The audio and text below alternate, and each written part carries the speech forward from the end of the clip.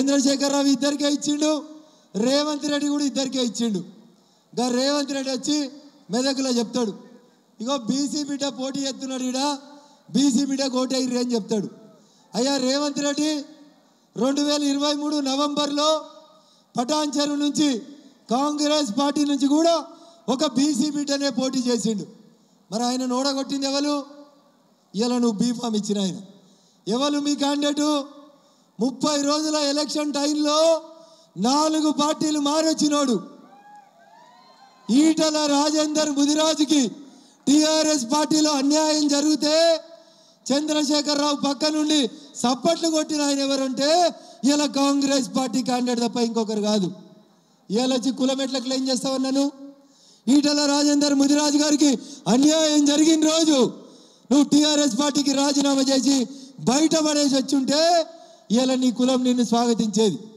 అందుకని రేవంత్ రెడ్డి గారు నీ క్యాబినెట్లో సగం బీసీలు ఉండాల్సిన చోట 2 బీసీలను పెట్టుకొని రేపు గెలిస్తే మేము ముదిరాజులకు మంత్రి పదవి ఇస్తాము అంటున్నాడు.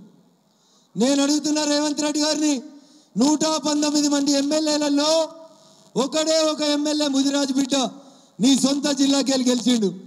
ఎందుకు వెళ్ళే రేవంత్ రెడ్డి మంత్రి పదవి? ఎవరు వద్దన్నారు మంత్రి పదవి ఇస్తా అంటే? నీ పాలమూరు బిడ్డనే కదా గెలిచింది, ఎందుకు ఇవ్వలేదు అంటే రేవంత్ రెడ్డి నైజం ఏంటంటే ఓడ దాటేదాకా ఓడమల్లన్న, ఓడ దాటిన తర్వాత బోడమల్లన్న అనేటువంటి నానుడి తప్ప ఇంకొకటి కాదు. అందుకనే రైతు రుణమాఫీ చెప్పినా, మహాలక్ష్మి పథకం చెప్పినా, 500లకే సిలిండర్లు అని చెప్పినా, అరచేతిలో వైకుంఠం చూపెట్టినా ఆయన చేసేది కేవలం మోసం అంటే మోసం తప్ప ఇంకొకటి కాదు.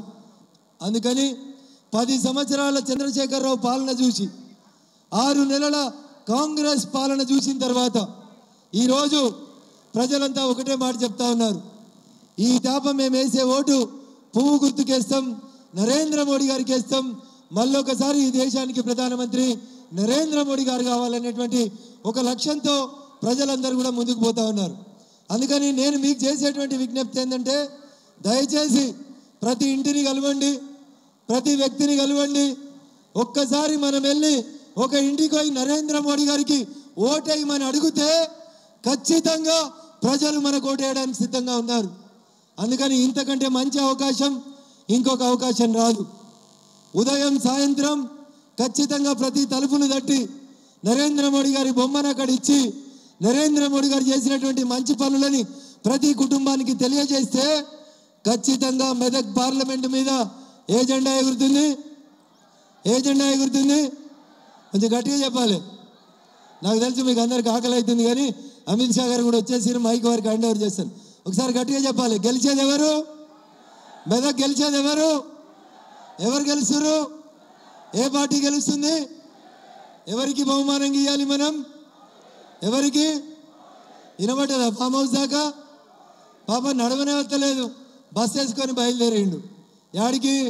ఊర్ల పంటి తిరుగుతాడట. ఒక మాట మనం ఊర్లలో చెప్పాలి, రఘునందన్ దుబ్బాకల ఎల్లలే కదా అన్నాడు హరీష్ రావు. హరీష్ రావుని అడుగురి, మరి నీ మామ కామారెడ్డిలో చెల్లెలే కదా, చెల్లిండా? చెల్లిండా? చెల్లెలే కదా. రేవంత్ రెడ్డి కూడా కామారెడ్డిలో చెల్లెలే కదా. ఎవరు బండకేసి కొట్టిరు కామారెడ్డిలో? ఈ కాషాయం జెండానే ఆ రేవంత్ రెడ్డిని, ఆ చంద్రశేఖర్ రావుని కామారెడ్డిలో బండకేసి కొట్టింది. కొట్టిందా? రేపు మెదక్ పార్లమెంట్ కూడా గెలిచేది ఎవరు? కాషాయం జెండా. నరేంద్ర మోడీ గారి ఆశీస్సులతో మనం అందరం గెలవబోతా ఉన్నాం. ఎండాకాలం ఎక్కువ ఉంది, ఎండలు ఎక్కువ ఉన్నాయి, అయినప్పటికీ కూడా మీరు ఇంత గొప్పగా ఇంత పెద్ద సంఖ్యలో హాజరై ఈ కార్యక్రమం లోపల నన్ను ఆశీర్వదించడానికి ఇక్కడికి వచ్చేసారు. మీ అందరికీ కూడా ఓపికతో ఇక్కడ వేచిన మీకు అందరికీ కూడా సాదరపూర్వకమైనటువంటి స్వాగత సుమాంజలి తెలియజేస్తాను.